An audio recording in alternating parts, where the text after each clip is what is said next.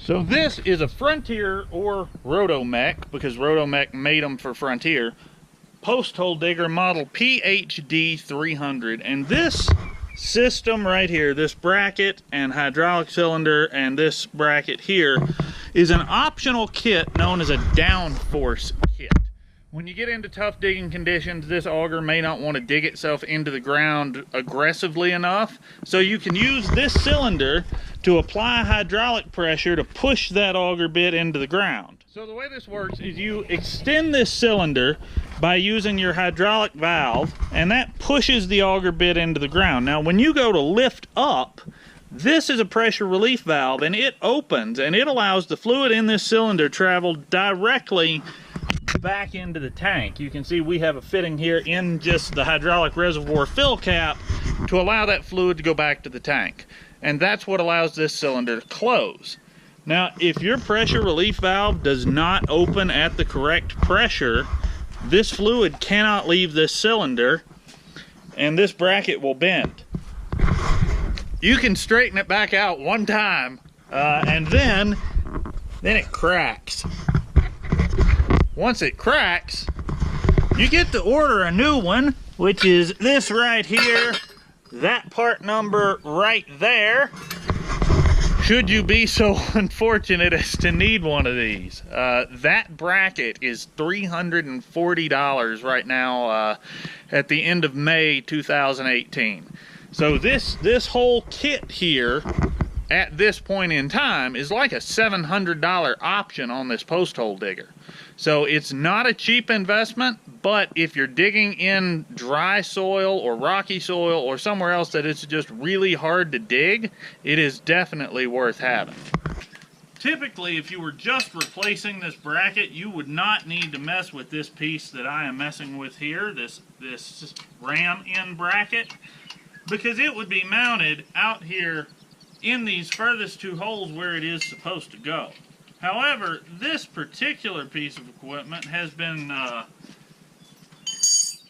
let's just say, farmer repaired at a point in time, and when the bracket bent, because a job had to get done and you couldn't just stop, the boom here was modified just a little bit in order to allow the machine to keep working.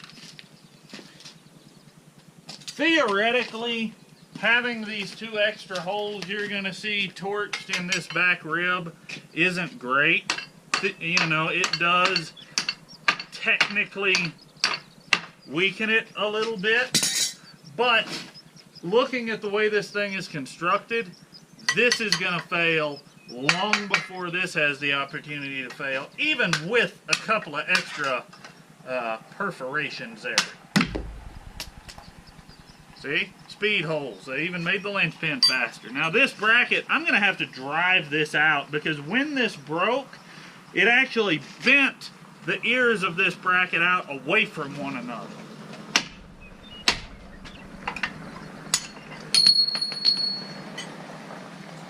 So now, oh, that is in there. Come on, baby.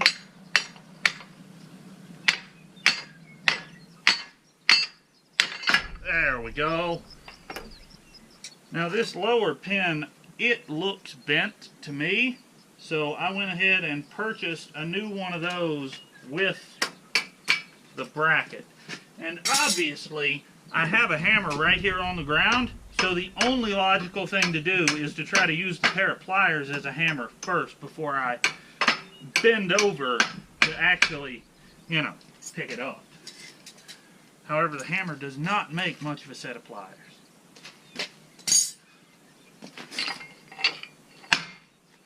Yeah, this pin is definitely bent. So, before I injure myself, we're just going to lay this back here out of the way.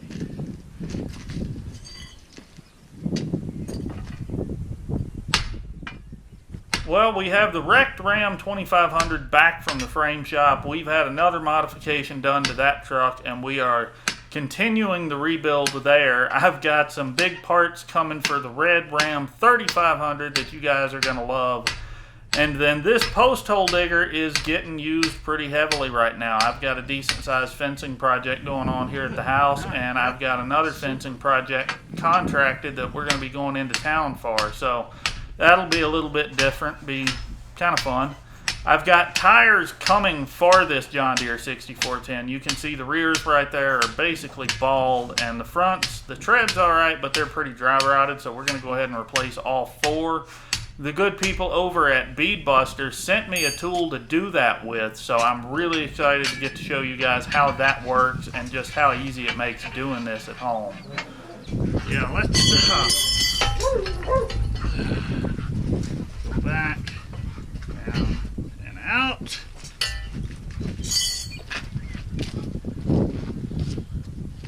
So just in case you couldn't see from over there, that is really bent. That's really torn. This is like super bent. And that's really torn. So, yeah, pressure relief valves matter. Now, let's make sure I put this in completely backwards, because that is the only thing that would make sense for me to do, right? Right. This pin, it's interesting. The other pin, the factory pin, is not chamfered on the ends, but the new replacement is. Unfortunately, things have shifted just a hair. Yeah, I should not have done this way. So I did not notice initially that the pin we were removing is also the main pivot pin that holds the frame of this unit together. So when I did that, the frame piece here managed to drop because these 3-point arms they're held up by hydraulic pressure, and I've got all the pressure off of them because the boom is resting on the auger bit. So I just had to take a jack and get that line back up a little bit. Not a big deal, but something to be aware of if you're doing this.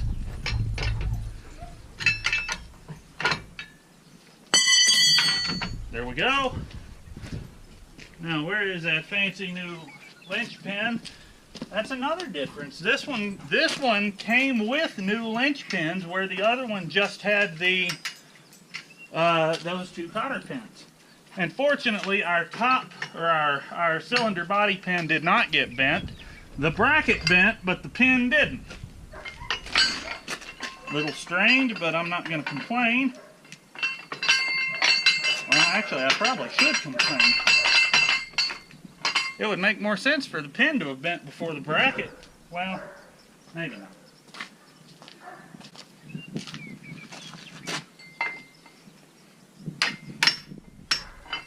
Just a little love tap. To line this cylinder end up, this main bracket, this main base, will pivot forward and allow us to move wherever we need that to go. Alright, and my last linchpin that I just about forgot I needed to put in. Didn't even need the hammer. Alright, this was just a quick video. I know it's getting kind of dark on us, so thanks for watching, and more later.